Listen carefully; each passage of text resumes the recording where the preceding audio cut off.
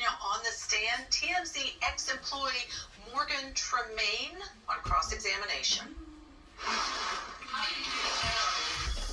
What video was shown at this trial? I was alerted by a friend that TMZ was being kind of talked about in this trial, and so I had seen a clip of that. So you watched some of this trial? Correct. Okay. When did you first reach out to counsel for Mr. Depp? I believe that was 6 days ago, whatever that date would be. I'd have to do that. All right. And then you received a subpoena, I think yesterday, in care of your attorney, Cindy Hickox, right? Correct. Okay.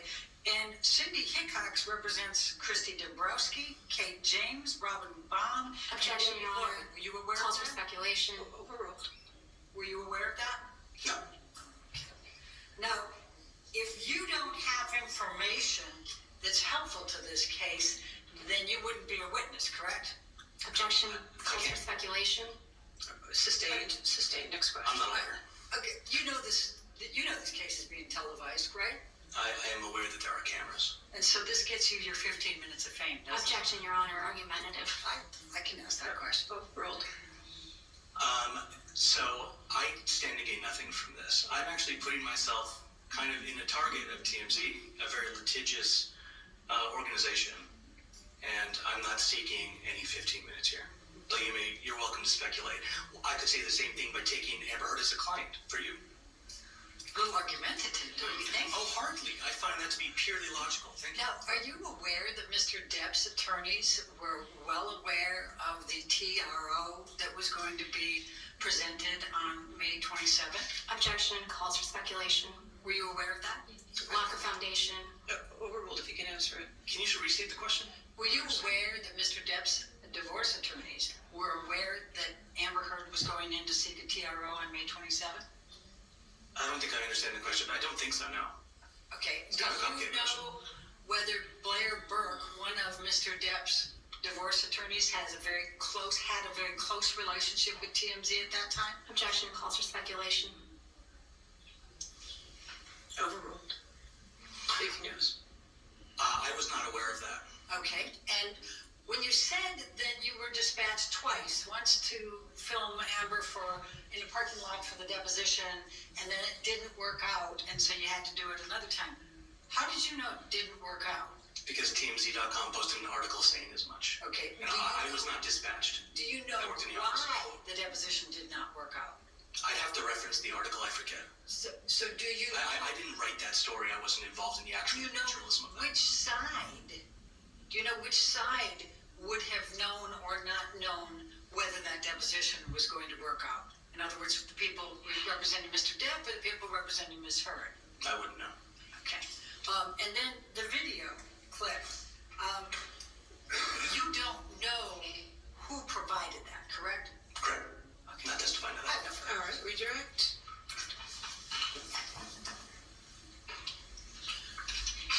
Mr. Tremaine, why did you contact me in relation to this case? I saw that there was a discrepancy with the video that was shown here and the video that I know I had received.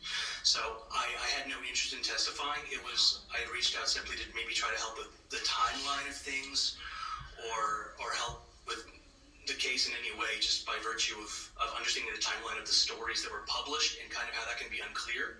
But I had no idea I'd be on the stand. Nothing further. Thank you. All right, sir, you're free to go. Thank you. All right. You have another witness. Okay. Mr. Depp calls Brian Newmeister, Your Honor. And that rebuttal witness is done testifying. A perfect opportunity to bring in, still with us, trial attorney Alicia Dern. All right, Alicia, first of all, did you note that witness's retort to Elaine Bredehoft and said, you could be looking for your 15 minutes of fame in representing Amber Heard? How do you think that came across to the jury and the testimony of this witness? I actually liked the retort by the witness, and also when he was saying that TMZ was litigious and he was doing this at his own peril. I think the cross was utterly a failure in showing any kind of bias or memory issues or anything that would sort of take the sting out of this testimony, and that attacking a third party that had nothing to gain from testifying today in that manner actually just made the defense look weak.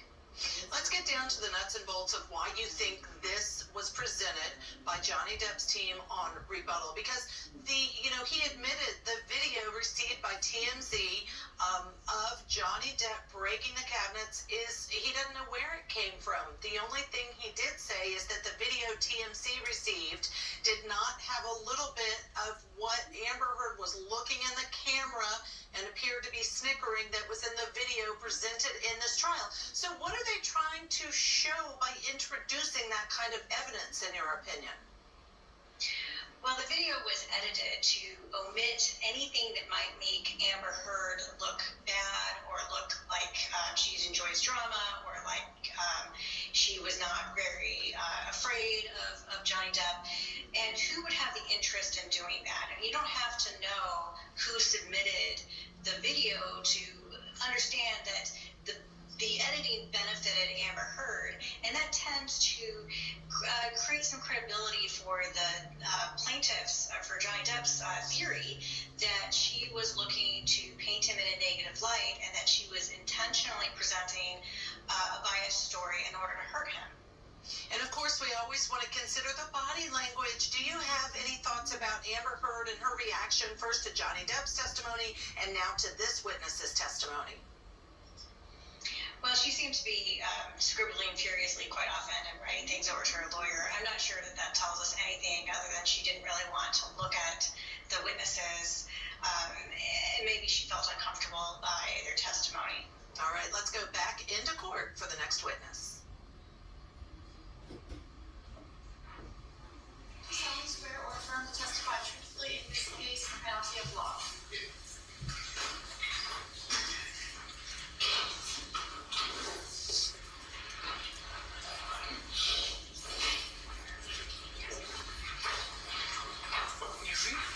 Yes, ma'am. Good afternoon, Mr. Neumeister. Good afternoon. Could you please state your full name for the record? It's Norbert, Norbert, Brian, I go by Brian, Bryan, Neumeister, Neumeister. Could you start by describing your educational background, please? My educational background, well, I graduated from Cal State University in Northridge 42 years ago with a degree in political science. From then on, I've been working professionally in photography, totally unrelated, for the past 42 years. And that would also include videography, audio, and a few other different binary-related tests. Where do you currently work? I own USA Forensic. What is USA Forensic? USA Forensic is a digital forensics company. We are boutique. We're very small. We have offices in Grosse Pointe Farms, Michigan, and in Phoenix, Arizona. We work with varying types of clients because to us, data is data and it takes no side. So we can be working for prosecution, defense, law enforcement, the Innocence Project. We have a contract with the Department of Defense. We do classified and unclassified work. We've done classified work with various agencies. We've worked with DOJ, and I've worked in 23 countries as a photographer. What's your title at USA Forensic? CEO. Did you also found USA Forensic? Originally, around 1990, it was called Skymeister, and that is because of the amount of helicopter photography time I have. About 10 years ago, we changed it to USA Forensic while still doing a lot of the same tasks. And you described, I think, some of the entities that you work with. What kind of work do you do for those entities that you mentioned? We do audio forensics, which is clarifying audio, for example, sting operations or audio that may have been picked up on surveillance or any other type of recording, removing background sounds. Video clarification, we do a lot of work with Axon cameras. checked on relevance based on the discussion we had earlier. This experience has absolutely nothing to do with anything. All right, do you have an objection to being moved in as an expert in the field? Well, she hasn't moved yet. I'm objecting to the relevance of the testimony on the subject matter right now. I'll overrule the objection. Thank you, Your Honor. Go ahead, Mr. Neumeister, you can continue. Where I left off is we do a lot of work with Axon police cameras because they don't really handle low lux levels or low light levels very well. So we clean up. We are beta testers for a program called Input Ace, which is part of the Axon company used by police officers. We clarify their cameras to better see what happened at night, for example, in different scenes. We do the same with surveillance cameras, any kind of camera, cell phone cameras.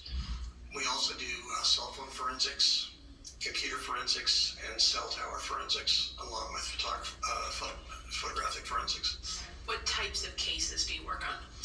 It can be anything from Fortune 500s to